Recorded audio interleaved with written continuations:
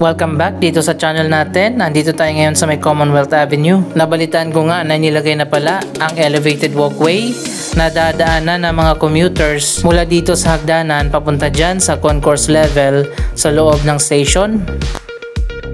So ayun guys, ito na ngayon ang elevated walkway ng Tandang Sora Station ng MRT 7.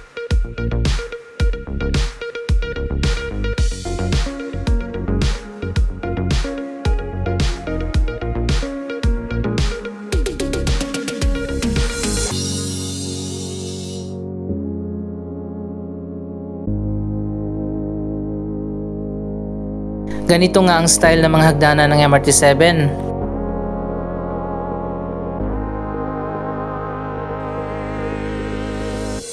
At sa ngayon finally, naikabit na rin ang magiging walkway papunta dyan sa loob ng station.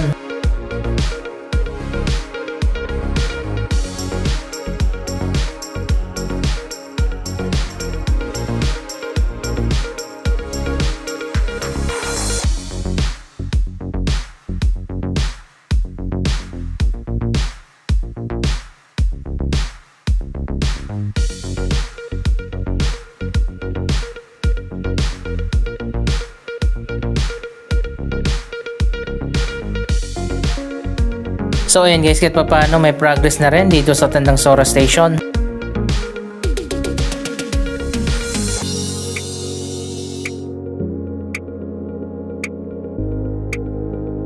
Ito lang talaga yung isa sa mga station ng MRT 7 na confusing yung design.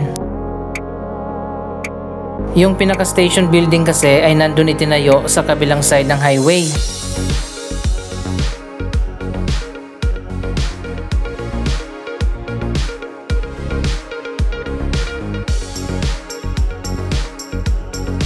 May hagdanan din dito sa gilid na papunta dyan sa baba.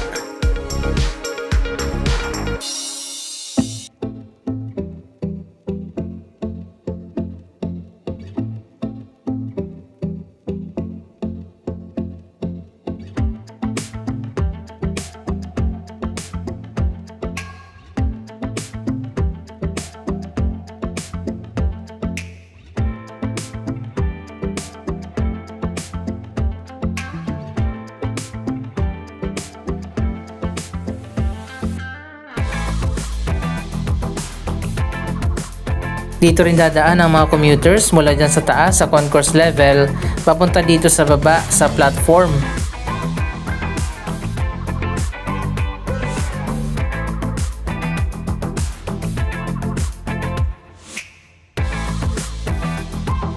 Pero dito sa kabilang dulo ng station wala pang hagdanan.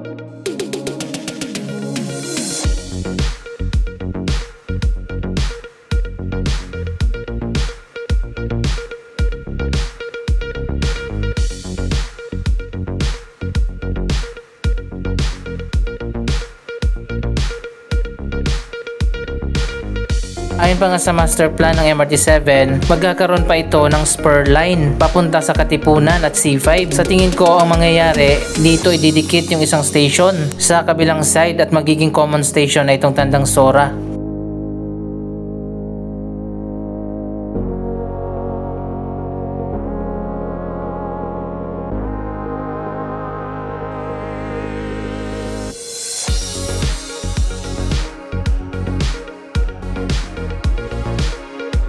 Yan siguro ang dahilan kung bakit parang kalahati lang ng station yung itinayo dito.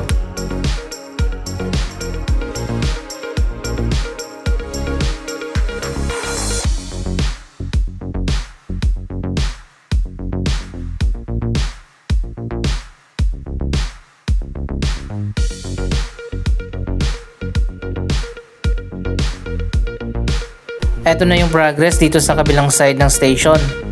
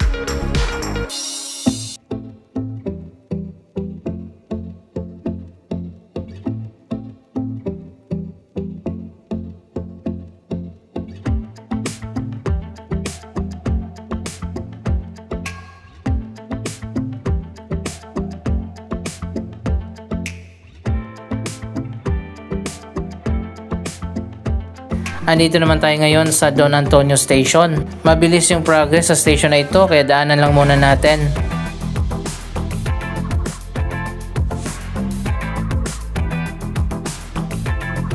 Andito tayo sa susunod na estasyon, ang Batasan Station.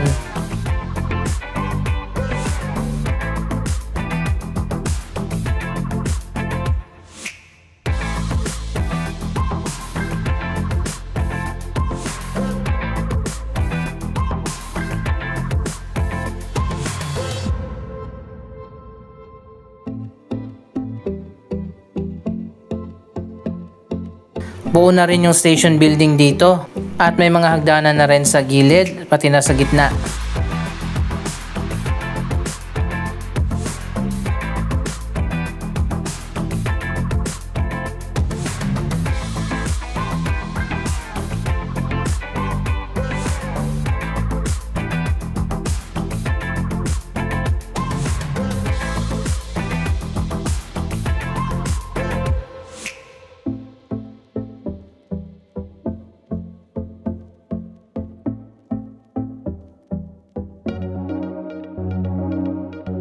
Napakalawak din itong Batasan Station ng MRT7.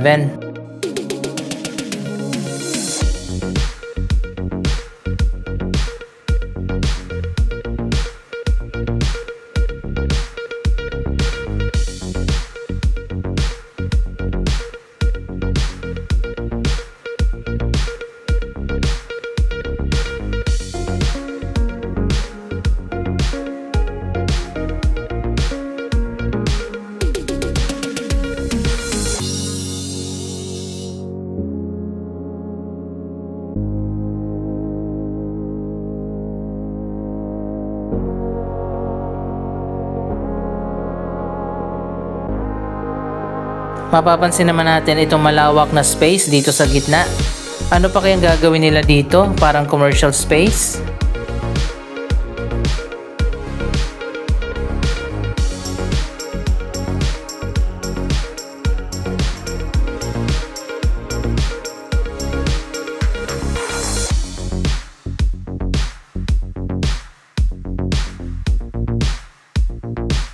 Bawat station meron ganito sa gitna.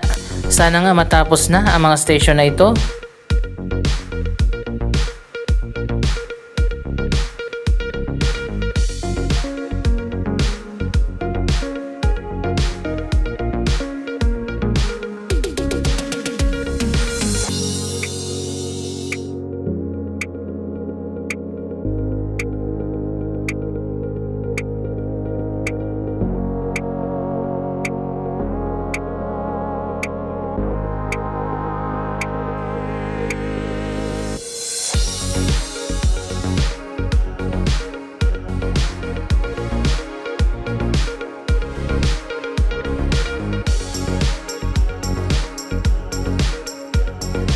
Andito naman tayo sa Manggahan Station. Iba naman ang design ng station na ito. Nasa labas naman yung ramp.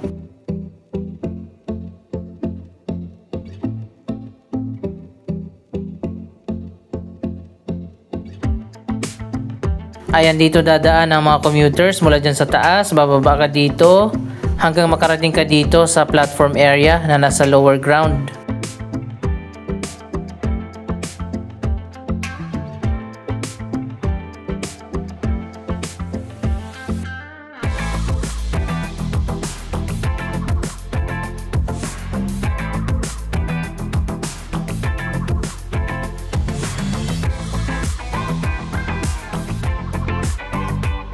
Natapos na pala itong ginawang building ng Barangay Commonwealth.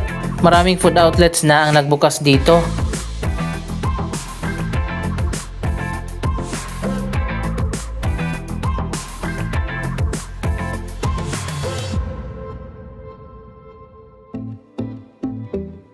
Mabilis yung barangay dito at nakagawa agad sila ng building na katabi ng station.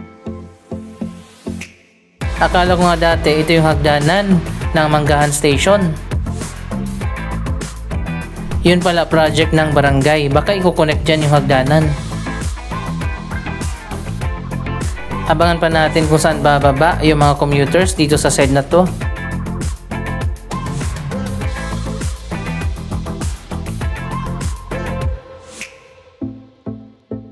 Ayan, ganun din dito sa Manggahan Station. Malawak din ang open space dito sa gitna.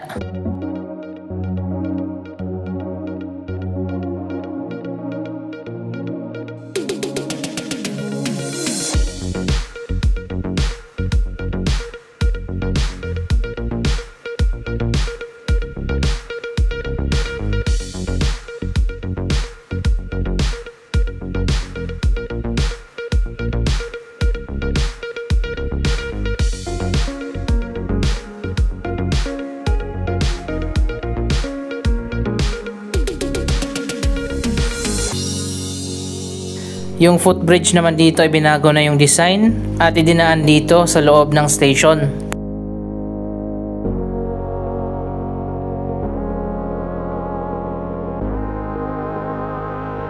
Nasa lower ground ang platform level ng Manggahan Station. Parang Buendia Station ng MRT3.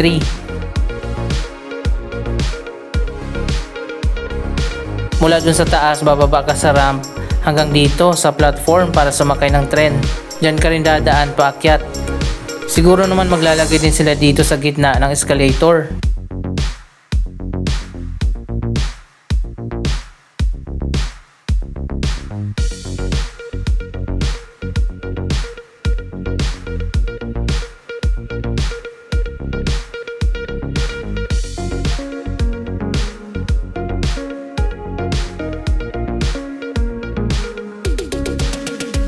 Dati akala ko masikip yung platform dito, pero sa ngayon, maluwag din naman pala. Huwag lang lagyan ng harang dyan sa gitna katulad sa Shaw Boulevard Station para hindi na sumikip yung platform.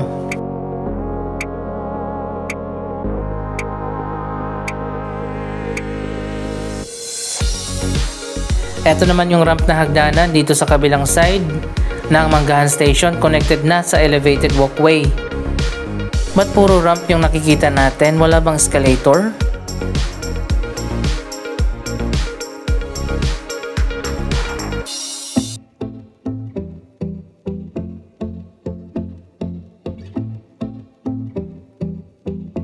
Ano sa tingin nyo, mas okay ba yung ramp na daanan ng mga commuters paakyat o mas gusto nyo yung regular na hagdanan?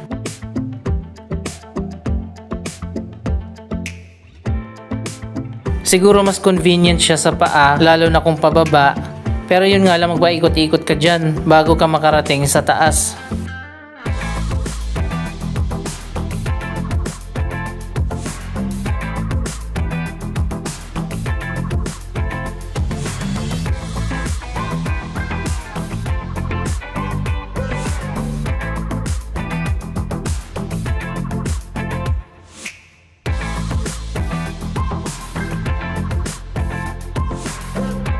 Siguro naman merong elevator.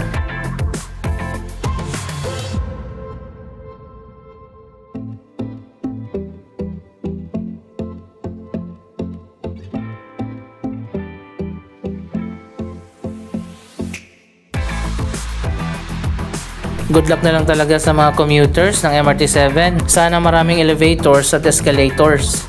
Anong masasabi nyo sa latest na progress ng MRT7 stations? Mag-comment lamang dyan sa baba ng inyong mga reaksyon. Maraming salamat sa inyong panonood. Huwag kalimutan na mag-subscribe for more updates. Thank you for watching.